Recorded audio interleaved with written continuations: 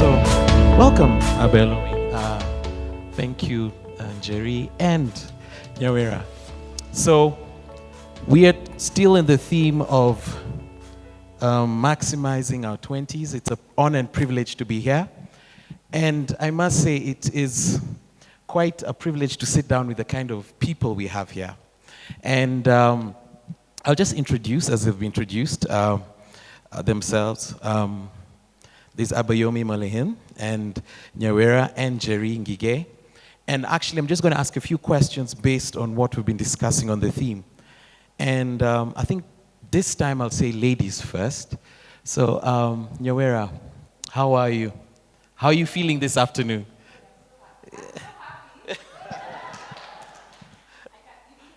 First, please let me just appreciate Rennie and her husband. Excellent work. I was seated there just saying, my goodness. Hey! Yeah, it took wisdom from Nigeria to make me feel like I know nothing. You know, like I was writing notes. I was like, these notes are just as good as his slides because I've written down everything. So thank you so much for your wisdom. We honor your gift and thank you for choosing Kenya. Yeah? So to many more times. We'll give you names as we keep on going. We're doing some research from the best community to give you, but I'm good. Yeah. I don't think we can run out of names. Jerry, would you like to introduce yourself? My name is Jerry, and I am so excited. Don't get my voice cheated. I'm very excitable. So we'll get to see that part of me later. But I am very humbled to be part of this amazing, amazing journey. And just to look into the audience and be like, wow, how blessed is each and every one of us to be here in this time, in this age, to just have impact on all our lives. I'm ready to learn from you because your questions, what? We're talking with Pinky and we're just like, wait, who are we? Why didn't we have this when we were growing up?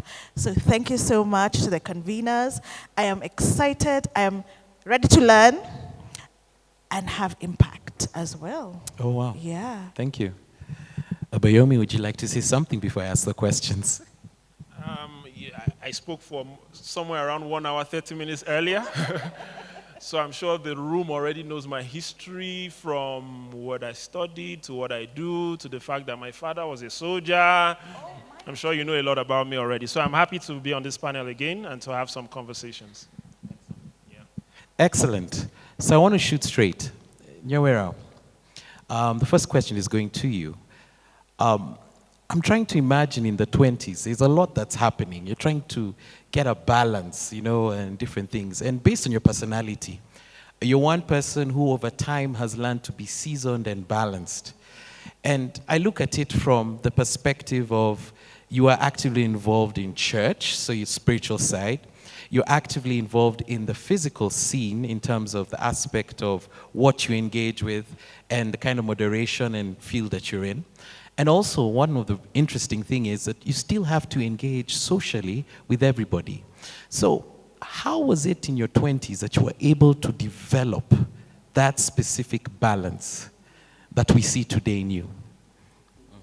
You know, the problem with us is that we are overwhelmed because we're in every space trying to be everything, but you really can't. You're not Jesus, yeah? So you can't be everywhere. You're everywhere, you're doing everything. Is accounting happening today? I'm doing accounting. Is engineering happening today? You're losing time. Yeah. So from a young age, I knew I talked a lot. Let me tell you, I talk a lot. Like in my free time, what do you think Nyawera is doing? Talking. She's just always talking. But from a young age, I was always shown that that's not a problem. It's just how to position it.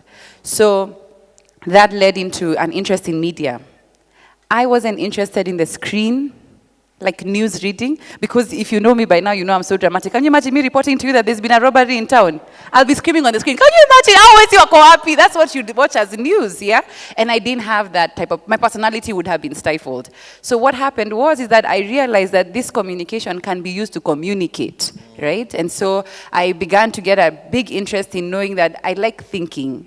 So when you're thinking, you're talking also. So don't just also talk a lot and you don't think. Yeah. If you're here and you're overwhelmed, it's probably because you're trying out too many things. And the big word under overwhelming is comparison. Because I'm so busy trying to be Njeri Njeri is thriving, and I can't be Njeri, but I'm overwhelmed because I know what I'm meant to be, but I also want to be Njeri. Such a weird balance. I'm telling you, the human mind is strange, particularly the female mind. Because alongside all these things, you're thinking, all of you are just staring at Njeri's lipstick. You're just thinking, that red is so beautiful. So we have so many things we're thinking about, but you're overwhelmed because you're trying to become something else. The other thing is you're overwhelmed because you're so afraid of owning what you're meant to be. Let me tell you, if I was less afraid, I'd be so much further in life. And I think we've masked that word fear to make it look like it's seasonal. But I think in every stage of life, in your 20s, you're afraid. Currently, the Gen Zs are afraid of our government, leadership, isn't it? See your hands on the streets. We are the ones, because I'm still 21. So what I'm trying to tell you is this fear masks in different ways and expresses differently. If we can just stop being afraid, but use our confidence the right way. You can be less afraid, but you can be very careless with your confidence. Yeah? Oh, I wish I really knew that earlier. Because sometimes you think you're the answer and you really are not. Overwhelmed also means that you're not learning, but you're trying to have everything. So if you're not learning, you can't be everywhere. I feel like I've written a whole book with that statement. But this is just to tell you, if number one, you're trying to compare yourself with people, stop it. You're overwhelmed immediately. Number two, if you're constantly afraid, stop it. That's another reason you're overwhelmed. If number three, you are in perpetual absence of learning. Like you just think, have you ever seen people it could be you, you've ever gone somewhere and you enter a room and you don't want to listen. You don't want to be corrected. You don't want to be taught, right? You take over the lecture. Yeah. Teacher Nyawira. But what the problem is that if we cannot learn, then we'll never be allowed to teach. So the sequence must be right. There's a season for learning, and then there's a season for teaching. This season of learning, be quiet and listen. And I think that's something I wish, I don't even think it's Gen Z. I think it's a Kenyan problem. I've had the privilege of being outside this country, and let me tell you, Kenyans, we are great. But it's like we have the answers to everything. I was seated down with Rennie right there, and I was listening to how her thinking was towards this gathering. I said, Rennie, you're crazy. How you're in Kenya, you're Nigerian, you're thinking Kenya as a place to come in. It's a different thinking altogether. So listen and learn actively. There you'll kill this overwhelming feeling. But balance, in my opinion, I think balance is a God-given gift. It happens to all of us that we can balance things. God doesn't allow you to do things that you cannot handle. But more than likely, if you're not handling it, maybe it's not God who sent you to it. Right? That's a very deep point. You can clap your hands and say, Nyawira is deep. Yes. Yeah, thank you. Let me check your M-Pesa. So what the thing here is if you're feeling overwhelmed, maybe you don't have the grace for it. Ask yourself the deep, hard questions, isn't it? Yeah. And I guess it's a time for everything. Yes. And as you grow older, you learn the things that you're ready for. And that is what I get actually with what you're saying, because you become overwhelmed because you're not mature enough for that. But don't punish yourself for that. Think about what you're going through and use it as a maturation to where you're going. Now, interesting perspective is the next question I'm going to ask Abayomi. Restarting at your 20s. And part of it, and I want to tie it with that, is because, just a tag from what she said, because sometimes you realize it's not working. And I think that's the most scary part, because you've been trying all this all the time, you want to get this thing right, and now you're restarting from your 20s. How would you advise somebody today, just listening into you, at their age, what is it and what can I do to restart in my 20s? Thank you for the question. So you get to a point in life, and whether you're 20s, in your 30s, sometimes you actually realize that what you're doing is not working as you planned. You set a goal, you push towards achieving the goals, you're not hitting those targets. Sometimes we are shy to accept failure. Sometimes we feel like failure is final, but it's not final. Right? There's this book, I think it was written by John C. Maxwell, where the title of the book is called Failing Forward.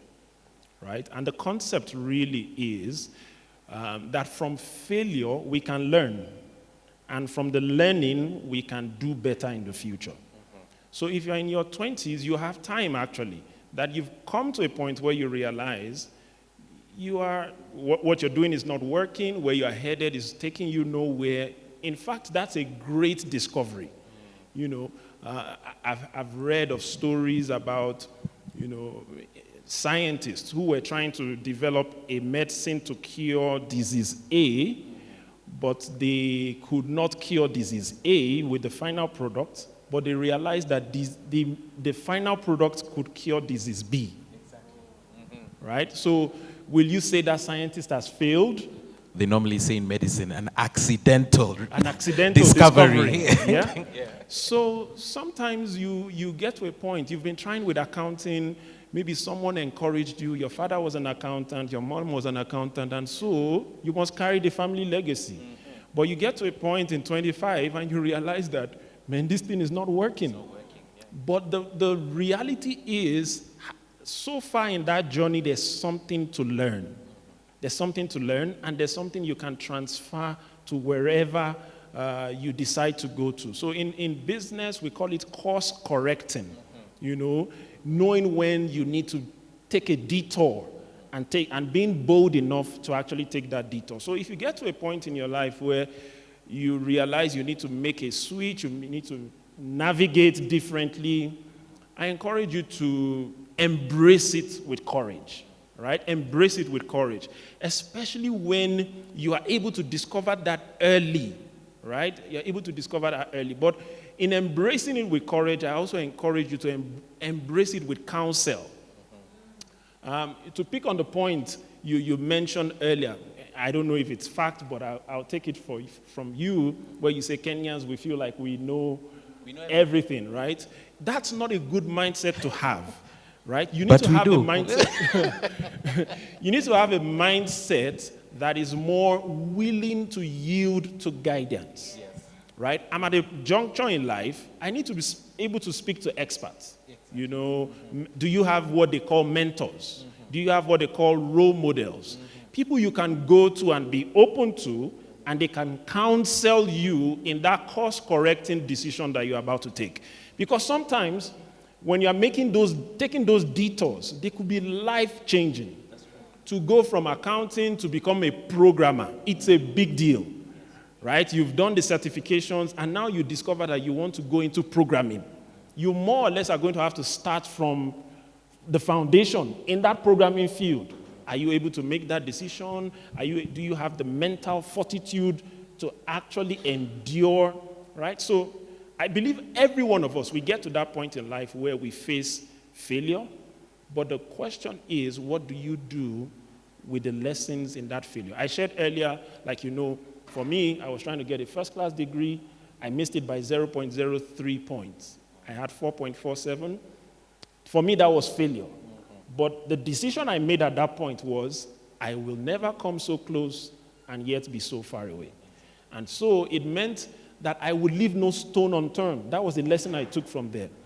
I didn't blame the gods. I blamed myself because I believed there were a few things I could have done differently to achieve that goal. But going forward from there is the lesson. Yes. Never come so close and yet be so far away.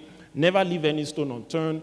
Even if you fail, you would know that you did everything possible to achieve the success. So what I would say in rounding this off is, be mindful of the lessons that life is showing you and embrace them and utilize them to make your decisions going forward. And that's a very important thing, especially where you say the expectations. And sometimes you come, I don't know if it's the same in Nigeria, but in a family, somebody has to be the engineer, there has to be a lawyer, there has to be a doctor, and then the others can decide what they want to be. And just tying with that thought and process, understanding how to course correct and to understand that, but sometimes it may not be from a point of failure, but it's a point of realization. And this is where, Jerry, I'm going to ask a very critical question and a perspective. Because sometimes societal demand on us can really affect where we're going. And he touched on that. And I want to bring this to you. How how was it in your 20s? I'm sure there was some societal requirements or expectations. And I say societal, I mean beyond just your cultural background in the home, but also your environment in the 20s. Because there's a lot that's happening in the 20s. It's a lot of discovery. There's a lot of awakening. You're in class, probably realize medicine is not for you because you saw blood and you're thinking, I can't handle this. I need to change. So how do you manage that pressure positively to actually maximize and to scale? I'll give context and background. So I didn't meet Nyawira, so I did everything. I was a photographer. I was I was a photographer. I was an event organizer. What else did I do? I was into everything. If it was there, I was there. If it was to be done, I did it. And I didn't hate it, because my CV, if I sent it to you, you'd just be like, what? Where are you going with this? And I studied and lived abroad for a long, long time. My father was a soldier as well as my mom and my brother. Our family has the grace of service. It took me a very long time to realize that.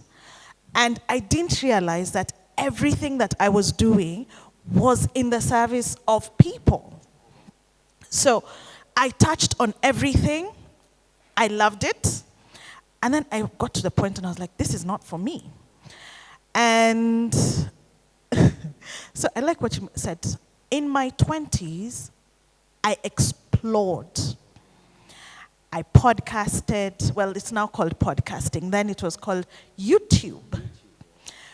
I think my YouTube channel, you will not find it, so don't worry, was among the first in Kenya. We were, yes, me and This Is S. And for me, it was a channel to express the God gift in me.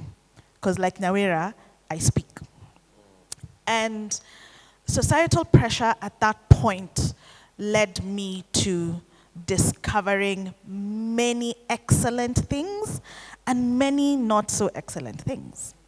So I got married, got divorced, and actually our case is being taught in law school as the fastest divorce in Kenya. And fastest divorce. It happened quick. It happened fast. Yeah, fast. So this is where you laugh. It's not a Woye thing, but let's just. No, they didn't know how to react. So They didn't know how to. Oh, it's fine. We'll get better from there. And in the same time, I got a baby. I got babies. I got twins. And just before then, I was diagnosed with cancer. I beat cancer. I got babies. I remarried. Yay to life. Yeah. And got another baby. So this is to say that, as you said, the whelmed. I call it whelmed because it's a world. It's either over or under. It's never in the middle. But what happens is the resilience that you build as you're walking through your journey of life, that's what gives you productivity and to stay stable. Because when life happens, when life lifes, the grit that you have developed by not just the environment, but you determining what your identity is. Because when it is happening, when the under is happening and the over is happening, who am I? Whose am I? You can't describe yourself outside the God-shaped vacuum in you. Okay? So that determines what you become. Then another thing you said about fear, let me just touch on that, just one sec. Fear comes from hearing. Your ears bring life or bring fear. The absence of fear is not courage. It's actually death, because you will stop. I stopped podcasting for years, too many years, because I was scared. I was petrified. I wasn't even scared. I was like, what will people say about me? All these things going on, Mm-mm. And I was like, does that change the call of God in my life? Does it change who you are? Somebody talked about politics happening you're currently going through work politics. It doesn't change you. And you touched on it, and I loved what you said about it, is that how do you then take what is happening externally and influence it and use it for positivity? Because that determines your identity.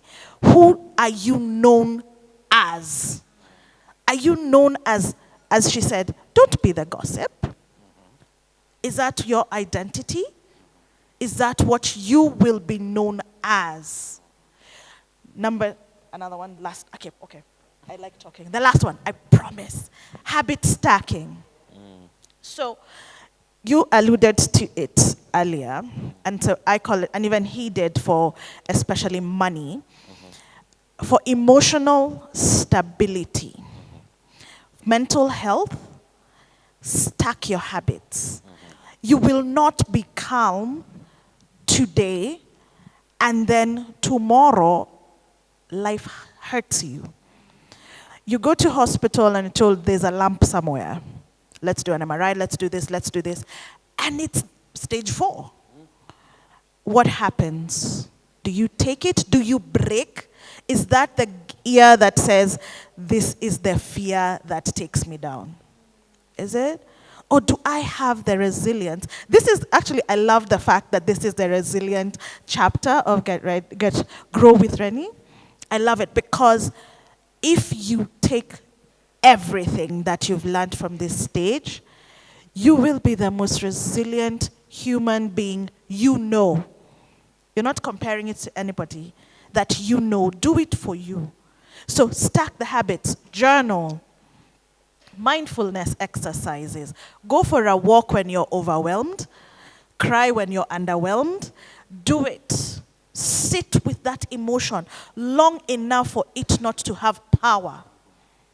Then act. Because that's when productivity will happen. Life will not stop because of the turmoil that is going on inside you. What you do in response, because today you've learned not to react. You take 10 steps and everything that you need to do, then you take the step and you're productive and calm within it. Thank you. I think this panel has just hit a lot of hard spots that make a lot of sense. And in summary of what we've all heard here is balance is not what you think is a process that you own. It's a maturation. And in that maturation, you learn a lot of things about your journey. And as Abayomi said, there's a point you need to do a course direction. And that course direction comes from support. You're not doing it alone. It takes an open mind to realize what you face may need experience and wisdom to help you realize the next places you're going. But even as you go through that sport, you go through like what Jerry has described. There's some life-altering events that are created by the things around you. But the environment around you should not affect you negatively, but positively propel you forward. And I'll say this as a person. In my 20s to now, it's a while back, but yes. But the 20s, I had so much time. Maximize that. You have enough time to do the course corrections. There's enough time for you to learn people. There's enough time for you to discover. That by the time now you're hitting your peak, you're able to actually thrive. And it all starts in your 20s. I think let's give them another hand. And I want to open up the floor to one question because of time. So if there are any questions, are there any questions? There's one over there. Hi everyone, my name is Queen. I'm a little bit scared. Don't mind. I've heard about having a purpose and giving yourself grace, but how much grace is too much grace? How much grace is too much grace? So she's heard about purpose and having a purpose, and also having grace while you're looking for a purpose. So for her, her concern is, how much is too much grace, if at all there's something like that? 212. I didn't get your name. Queen. Queen, like your majesty, yeah? Okay. So when you're thinking about purpose, I think this is the gospel of Nyawira. It means it can be translated differently. The first thing is, I think grace is when you've identified it. It doesn't start when you're uko looking. So how do you identify purpose? I think that's the first big question. The first one is, more than likely you're in it. And why you're asking is because you are thinking that it should look a certain way. So I've come to learn my purpose only, I think, maybe a year ago, yeah? I always knew that I wanted to speak, but I didn't know what I was speaking to, what I was speaking about, who I was going to speak to, what did they need to hear, what did God want to use this for. That is how I figured out what my purpose was, right? All this time I was still speaking. You see what I'm saying? So now what it does is that now that I know what it looks like is to commit myself to learning about that space, to being where it is. Let me tell you, this thing called vacuum, it doesn't work in purpose. More than likely someone around you is in the purpose that you're in, but you're sometimes, and I think it's human entitlement, we think that I can do it better. But you really can't. So sitting down and learning is something, I feel like I'm a broken record when I say about learning, because some of the biggest mistakes I made in my 20s was I thought I am better than. Then what did I end up doing? Writing a book on, I feel so rejected, because I wasn't better than, and they were not meant to give me opportunities. Who do you think you are to be given? You're not it. You know what I mean? And that's tough love, but I wish I learned that, I had that earlier. So purpose requires for that. The third thing is, when you're thinking about purpose, is the grace you accord yourself, is the timeline to perfect it. You're a believer, aren't you, yeah? So in the Christian faith, there's a story I've been reading, and I think everybody should read if you're a Christian. It's about a guy called Daniel. So Daniel is taken captive, hostage, arrested. You know, it's not luxury, it's not a hotel accommodation. He's been arrested. And we read that story like, wow, it was like, Babylon was a hard time. So he's taken in and they're brought into this palace, and the king tells them, let's groom this man. But even though maybe Daniel, because Daniel was young, he was 17 at the time, the theologians, they all debate. 17 maybe that time could have been 9. I don't know how they did their calendars, that's a them issue. But 17, let's use it. So he was very young. More than likely he didn't know his purpose, right? And so what happens is the king says, let's groom these people. Let them learn, right? This Babylonian practice, and then also let's teach them how we behave. That's something else in purpose we don't like saying, is that even when you're in your area of learning your purpose, there's a way you're meant to behave when you're learning. You don't show up and say, I'm the teacher. You sit down and take the student level. And then when you're learning about purpose, and I think it's great that Pinky is here, is I wish I learned from her younger about the media space. Because there's a poise she carries I don't have. Me, they don't come more mafia than Nyawira, isn't it? But I know that there are levels she'll get to because of how she carries herself that I may not get to. So I still need to learn. You get what I'm saying? So the grace is in that learning period. The other thing that they were told to do was, now, and it's when Jerry said, in fact, I was just high-fiving her in the spirit. I was like, Jerry, take it, take all the offering. Is that when they went, the king said, you have to eat our food. Daniel said, my guy, this is where we draw the line. We don't eat this food. So even though you're in your season of purpose and training, be careful that you don't conform to values and principles that you're not for. In the media space, and I think everybody here has a bit of it in that space, is that it's such a strange space. If you don't know who you are, you become everybody. Have you not seen that in the West? Let's talk about the West for a few minutes, because it's easier to talk about. When you're crying in Kenya, you usually feel like it's more painful. Let's cry about like the Americas, yeah?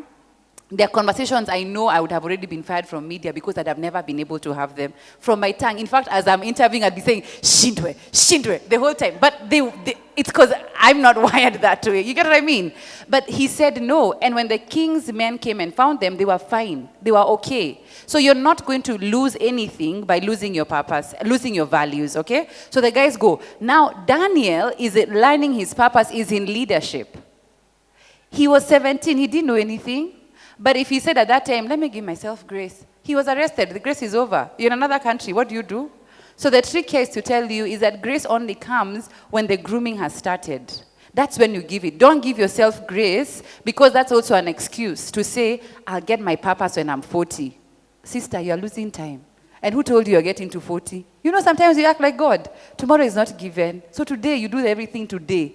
But you don't also behave, and I like what he said, is that make that 20-year plan, for example, but break it down into thresholds. So even in purpose, break it down into thresholds that now in your 20 to 20, 21 to 24, maybe you've discovered your purpose. 24 to 27 is to be mentored actively. And let me just say, mentorship is not a vague statement. Mentorship requires proximity. You cannot be mentored by a ghost. So all these guys who your mentor is Oprah, I'm happy for you. But if you don't sit with her daily, I'm submitting to you, you're a fan, you're not a mentee, okay? So be intentional with the proximity of your mentorship. Elijah and Elisha, he had to be near him. You get what I mean?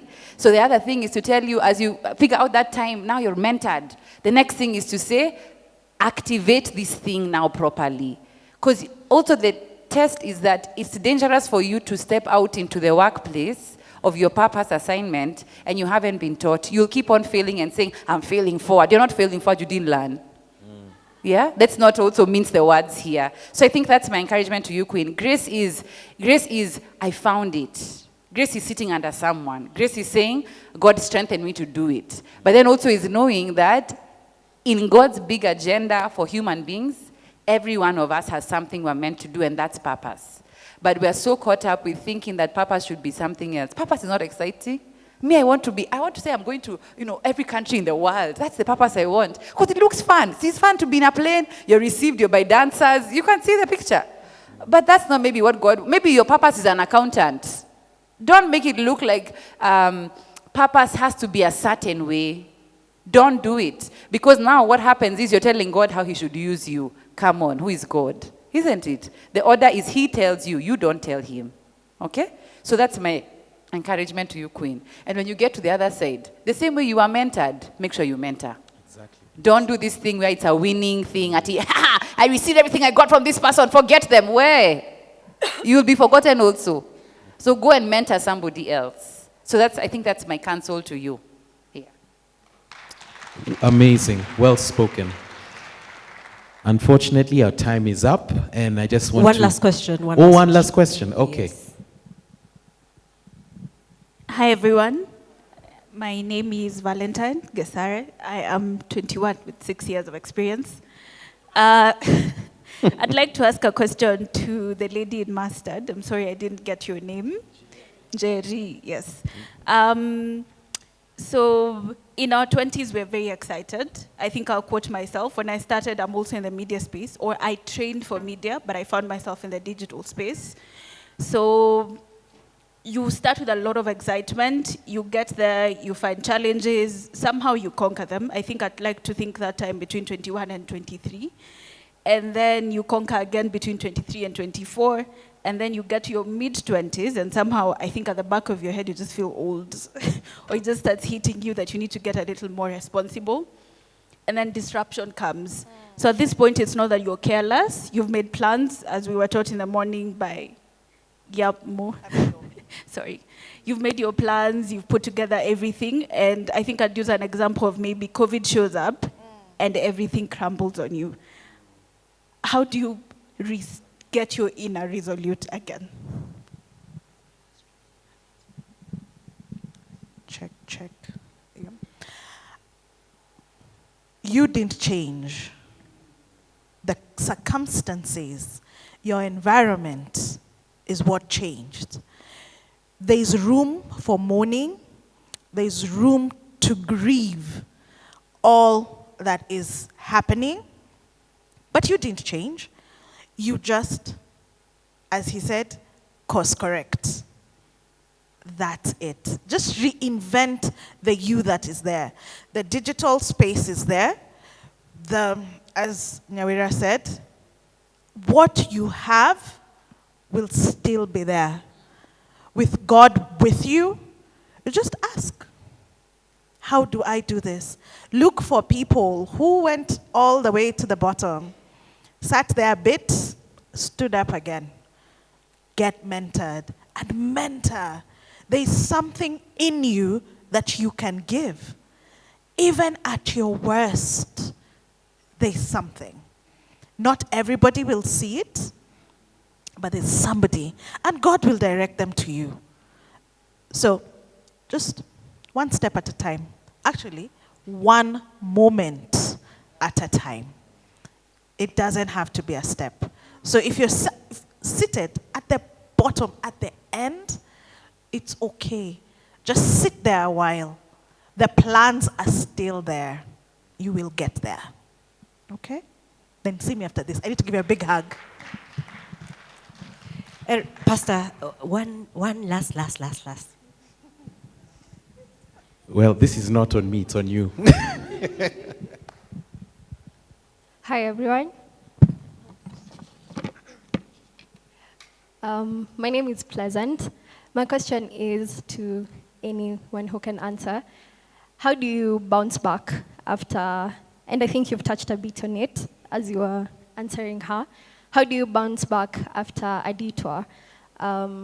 Let's say you maybe had an opportunity and in your naivety or lack of information or whatever, you really wasted it, and now maybe coming back is a bit confusing, like you really detoured. How do you get back on track? Thank you for the question. I believe strongly in the place of mentorship, and I touched on it earlier, so maybe I should dwell on it a bit. When you are in that place in life where you feel like a failure, where you feel like you are worthless, or you've not done as well as you should have done, I think that's the place where we need the right people to speak in our ears. When I joined KPMG, my first job post-university, or my first major job post-university, when I got in the first 2 months or so, I was ready to quit because it was so demanding. We would work till 9, 10 p.m. I don't know if anybody can relate. Sometimes I used to wonder, what are we doing till 10? You know, my friends used to ask me, what are you guys doing? So one of the things I wanted to do then was to quit. I was ready to resign. I don't understand why we are working till 8 p.m., 9 p.m., but I spoke to someone who had been there maybe 6 years at the time, and he says to me, Yomi, don't quit. Stay here for at least 3 years. The 3 years you stay here will distinguish you for the rest of your life.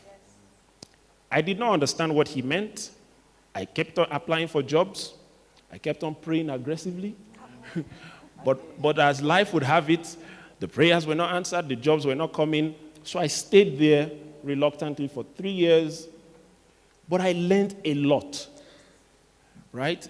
You know, those who know a bit about this type of consulting work, you do a lot of work, you know, and some people say 1 year in these consulting firms is like 3 years in many other organizations. So 3 years there is almost like 3 years. So I had learned a lot. By the time I left and got to another organization, I became like a superstar. The stuff that we were doing so easily there, and I was doing it here, and I was being applauded, celebrated. But that came because a mentor guided me to soft pedal, don't make that knee-jerk reaction of quitting what you should be learning from. All right? So speak to a mentor. Speak to someone who is much more advanced than you. Speak to someone maybe that has made the same mistakes you have made. Speak to someone who has walked the path you are walking in. That person will be able to speak to you the specific things you need to know. Maybe I share one more example. One lady broke my heart some years ago. I don't know if anyone here has suffered a heartbreak. Anybody here? A heartbreak? Come on, guys. Thank you. Thank you. Let me see the hands. Heartbreak. Anybody? Heartbreak is a universal phenomenon, right? You know, and I was broken. I was in tears. I was sad. I thought my life was ruined. And sometimes that's what it seems like in your 20s. You think the whole world has come crashing down because this young man has broken your heart or this lady has jilted you. But I got counsel from a church. It was from a church. They encouraged me. They got me into a cell fellowship. They encouraged me to be a part of the community. They strengthened me. And so you find that when you have support systems during those phases of life where it seems like things are breaking down, and you have positive energy around you, it helps you to survive that season, and it helps you to overcome, to extract the lessons, and do better in the future. So if you are in that phase in life where it seems like things are breaking down, crumbling down, get a support system, positive energy around you so that you can survive that period and bounce back and do better in the future. Thank you. All right, sawa sawa.